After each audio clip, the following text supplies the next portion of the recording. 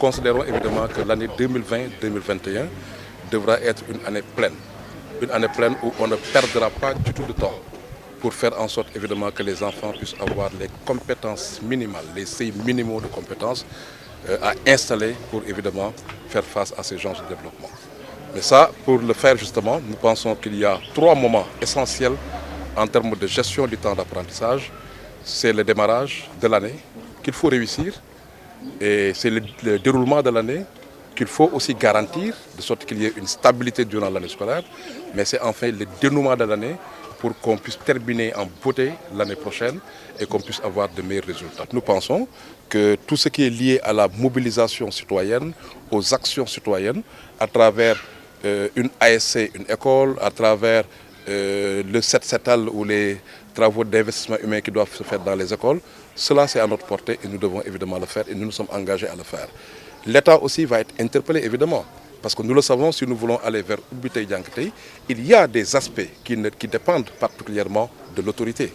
Ces aspects ont pour nom l'orientation à temps des apprenants, l'affectation à temps des enseignants, mais aussi la mise à disposition des enseignants sortant des CRFPE et de la disponibilité du matériel pédagogique, la disponibilité aussi du budget de fonctionnement qui vient tout le temps en retard dans nos écoles.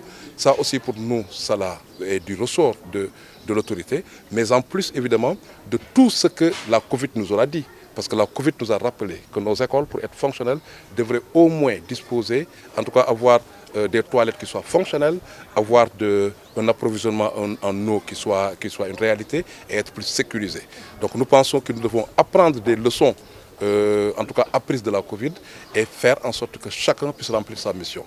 Nous devons faire en sorte que, en tout cas, travailler à optimiser le temps d'apprentissage qui est à notre disposition. Ça, pour nous, c'est un élément essentiel.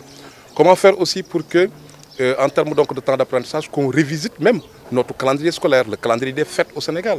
Peut-être que c'est aussi un élément essentiel qu'il faudra adresser.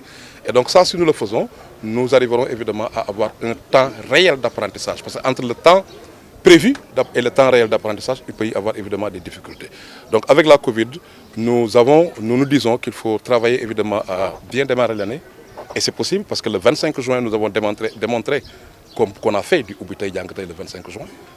Nous devons aussi garantir la stabilité de l'année. Mais ça, le message c'est à l'endroit du gouvernement pour dire que la reprise du monitoring des accords entre syndicats et enseignants s'impose pour que l'année prochaine soit une année stable, qu'il n'y ait pas de perturbations dues à des grèves ou à des grèves, mais nous devons aussi travailler à avoir le maximum en termes de dénouement de l'année. Donc ça, si nous le faisons, chacun jouant son rôle, chacun jouant pleinement son rôle, nous pouvons, à notre avis, arriver à combler le minimum de gap. Vous l'avez dit aussi, et c'est essentiel, aujourd'hui avec la Covid, nous avons aussi appris que nous sommes dans un encyclopédisme qui ne dit pas son nom. Il y a un bourrage des enfants et donc nous devons révisiter le curriculum des enseignements. Le programme, ce qu'on enseigne aux enfants, ça doit être révisité de sorte qu'on soit sur l'essentiel et qu'on puisse installer des compétences pour que l'enfant puisse apprendre à apprendre. Parce que quand on les invite dans le e-learning, quand on les invite à travailler à distance, ça veut dire qu'ils doivent avoir des compétences pour aller eux-mêmes accéder au savoir. Et cela n'est pas encore acquis. Et donc nous pensons évidemment qu'il y a tous ces enseignements qu'il faille tirer de la Covid-19. Mais aujourd'hui, notre appel est de faire en sorte que le 12 novembre, qu'on puisse avoir une effectivité dans le démarrage des cours.